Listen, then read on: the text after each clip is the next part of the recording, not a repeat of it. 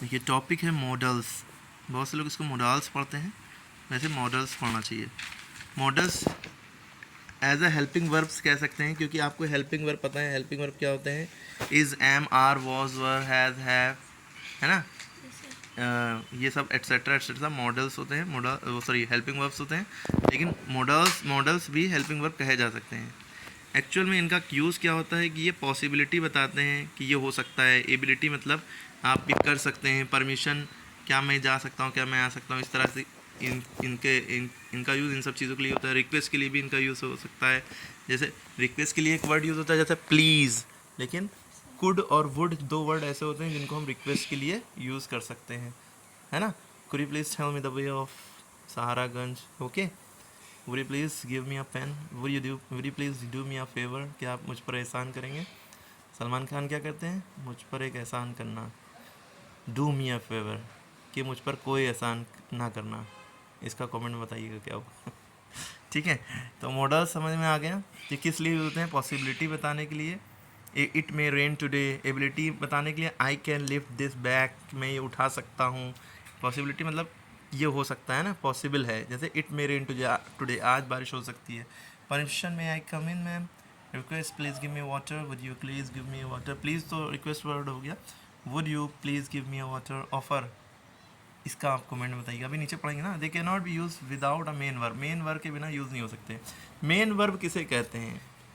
जो doing word होते हैं, एक्शन वर्ड होते हैं, करना, कोई भी काम करना। ठीक, अब जैसे पहला सेंटेंस लिखा है, इससे पहले आप देखिए मॉडल्स लिखा है। क्या लिखा है? मॉडल्स।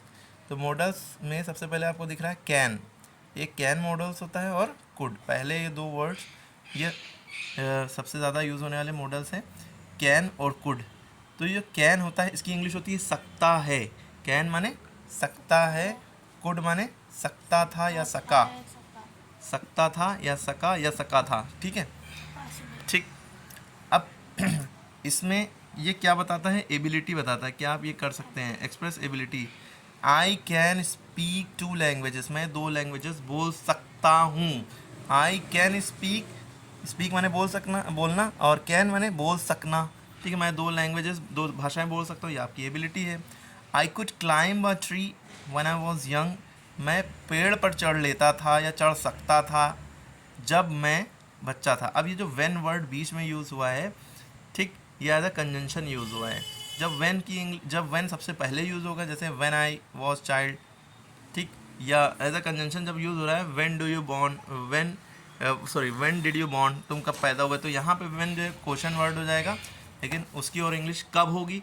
लेकिन जब वेन बीच में यूज़ होगा, ठीक है, ज़्यादातर केसेस में बीच में इंग्लिश जब हो जाती है, और शुरू में भी कभी कभी जब हो जाती है, जब डिपेंडेंसी दिखाई जाती है सेंटेंसेस में। जब मैं छोटा बच्चा था तो ट्विंकल ट्विंकल करता था ना, when I was a child I use to say twinkle twinkle. ठीक है, चलिए। तो I could climb a tree when I was young, जब मैं छोटा था तो मैं पेड़ पर चढ़ लेता था या चढ़ सकता था। ठीक है, तो ये सकना, ये पास्ट एबिलिटी मतलब बचपन की एबिलिटी बताई जा रही है, तो उसके लिए कुड यूज़ होता है। ठीक है, I could help you carry this book, मैं तुम्हारी मदद कर सकता हूँ। क्या, जैसे क्या मैं आपकी मदद कर सकता हूँ, तो क्या ना लगा के डायरेक्ट अगर कह दिएगा मैं आपकी मदद कर सकता हूँ, अगर आप चाहें तो, है ना। तो ये हेल्प ऑफर करने के लिए भी कुड यूज़ होता है। अब वैसे तो अगर आप क्वेश्चन पूछ रहे हैं, मदद करने के लिए सवाल पूछ रहे हैं, क्या मैं आपकी मदद कर सकता हूँ, तो ये भी एक ऑफ़र दे रहे हैं, तो इसमें कुड सबसे पहले लिखेंगे। Could I help you to carry those book, क्या मैं आपको आपकी बुक उठाने में मदद कर सकता हूँ। ठीक है, तो ये ऑफ़र कर दिया, हेल्प, आपने ऑफ़र दिया है एहसान करने के लिए ना। एहसानमंद होना की इंग्लिश होती है ऑब्लाइज, एहसान करना यानी कि favour, do favour, give favour. ठीक है, उसके बाद जो आपका आता है मॉडल, वो होता है विल, और दूसरा उसी से बनता है वुड, उसकी पास्ट फॉर्म। कैन की पास्ट फॉर्म कुड है, और विल की पास्ट फॉर्म वुड है। ठीक, तो विल जो होता है, I will be in Colombo next week, मैं कोलम्बो में अगले हफ्ते हूँगा या पहुँचूँगा या वहाँ पे प्रेजेंट रहूँगा। टॉक अबाउट फ्यूचर, फ्यूचर के बारे में विल बात करता है। I will be in Colombo next week, मैं अगले हफ्ते कहाँ होऊंगा? कोलम्बो में। आई विल हेल्प यू, मैं तुम्हारी मदद करूँगा, ये भी ऑफ़र कर रहे हैं हेल्प आप। Would you like glass of water, offer something, क्या आप एक पानी पीना चाहेंगे। Would you like a glass of water मतलब क्या आप ग्लास पसंद करेंगे, नहीं, क्या आप एक पानी का ग्लास पीना पसंद करेंगे, इसमें हिडन है। छुपा हुआ है मतलब, ठीक है। Would you like a glass of water, क्या आप एक गिलास पानी पीना पसंद करेंगे या आप पीना चाहेंगे, ठीक है, लाइक, ठीक है।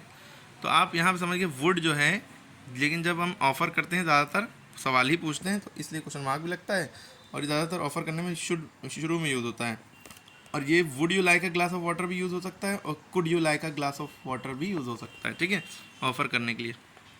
तीसरा आता है आपका मे और might. May I come in home a little letter, may I come in home, ये परमिशन पूछ रहे हैं। सॉरी, मैं कम इन होम नहीं, कम होम, मैं घर आ सकता हूँ थोड़ा देर से, परमिशन ले रहे हैं। आई मे बी होम लेट, मैं घर के लिए मुझे घर के लिए देरी हो सकती है, मे बी लगता है, तो पॉसिबिलिटी जब बता दी जाती है तो मे बी, ठीक। यहाँ पे एबिलिटी ने जो होता है वो एबल होना, कर पाना, पॉसिबिलिटी के लिए मे यूज़ होता है, ठीक है। माइट मे माने हो सकता है कह सकते हैं, और माइट माने शायद ही हो सकता है, ठीक है। स्लाइट पॉसिबिलिटी, मे माइट जो करता है वो स्लाइट पॉसिबिलिटी जाहिर करता है, और मे परमिशन के लिए, और एक्सप्रेस पॉसिबिलिटी में परमिशन और पॉसिबिलिटी दोनों दिखाता है। जैसे it may be, I may be home late, it may rain today, और माइट जो है स्लाइट पॉसिबिलिटी दिखाता है, क्लियर है। इसके बाद आता है मस्ट और शुड। मस्ट जो होता है ये ज़रूर मतलब नेसेसरी के लिए यूज़ होता है, कोई चीज़ ज़रूरी है, ठीक है। Express something one has to do, करना पड़ती है या करना ही है, ठीक है। तो we must exercise to keep fit, हमें फिट रहने के लिए एक्सरसाइज ज़रूर करनी चाहिए। मस्ट माने यहाँ पे ज़रूर हो जाएगा। शुड माने चाहिए, यू शुड ईट स्पिनच, तुम्हें खाना चाहिए। हाँ, जब एडवाइस दी जाती है, सलाह दी जाती है तो शुड यूज होता है। अच्छा, ADVICE एडवाइस की स्पेलिंग होती है, लेकिन ADVISE भी एडवाइस की स्पेलिंग होती है। वो SE वाला वर्ब होता है और CE वाला नाउन होता है। VISE, यहाँ पे CE है, CE वाला नाउन है, सलाह देना, गिव एडवाइस, ठीक है।